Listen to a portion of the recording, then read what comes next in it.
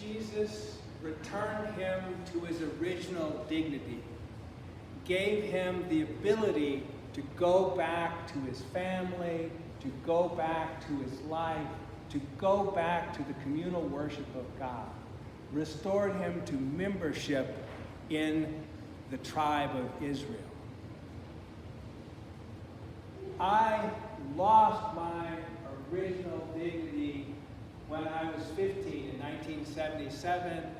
I snuck into my father's car trunk and I found magazines published by Bob Guccione and Hugh Hefner. And little pagan that I was, it firmly entrenched in my mind a view of male and female relationships. Later on, I converted to the Catholic Church. I came into the church through RCIA in college and was baptized. But I had this broken view of sin. And I thought somehow I could retain, like a Chinese menu, I could have a little of this sin and do away with that sin. And so instead of asking Jesus, instead of begging Jesus to heal me, to set me free, I retained this affection for sin. And so then in my early 30s, I ended up in a relationship that started out with illicit activity, male and female, led to cohabitation and then marriage in front of a judge. And I didn't think about that as being a pattern of mortal sin. And I didn't think about that as being infectious, because leprosy is a disease, an infection, it's a bacterial infection that takes 15 to 20 years sometimes to manifest. So somebody can catch leprosy and nobody sees it for a long time. But it's infectious, so the whole piece that Moses is telling people is if somebody has that disease, they need to be excluded.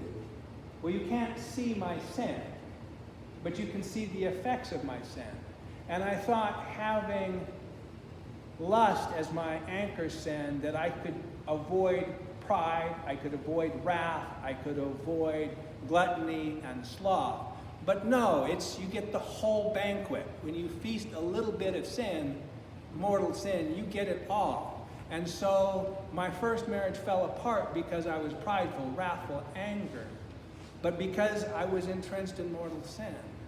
And it wasn't until I really started asking Jesus, begging Jesus, Jesus, if you will it, you can heal me, that I could actually enter into the baptismal grace and return to the original dignity, that's what Jesus wants to give me. That's what Jesus wants in my life, is that original dignity.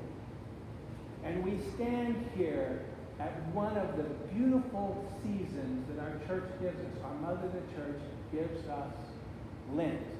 On Wednesday, we will receive the ashes. We will receive a sacramental that points to a sacrament.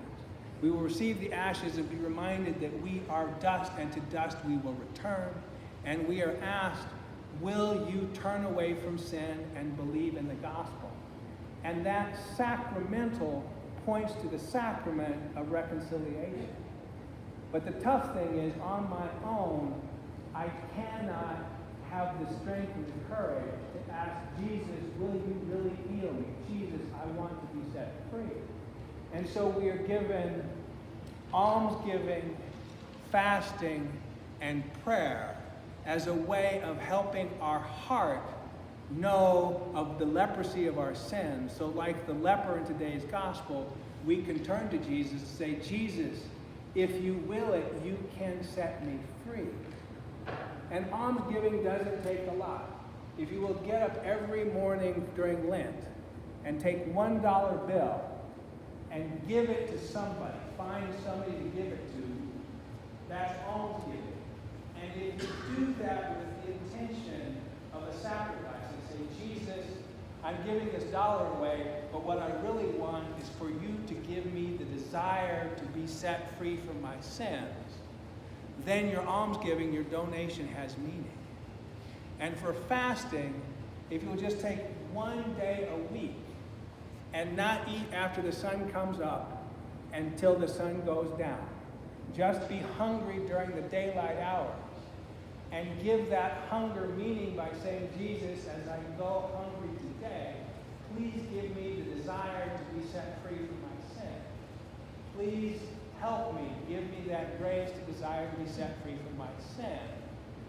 Then your fasting has meaning. It's not a diet, it's a fast. And you can eat then at sundown and stay healthy, but in that day.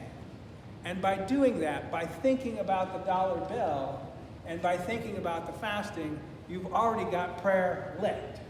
Now you're praying for the deliverance. And then, when you are moved for the grace, and you look into your life and you say, Jesus, these are my sins that I want to be set free from, then you can show yourself to the priest. Then you can come to that beautiful sacrament that the ashes point to.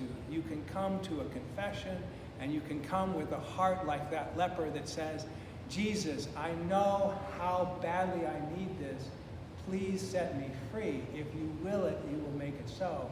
And Jesus will will it, because that's why he came into the world. He came into the world to give us the grace to return to our original dignity.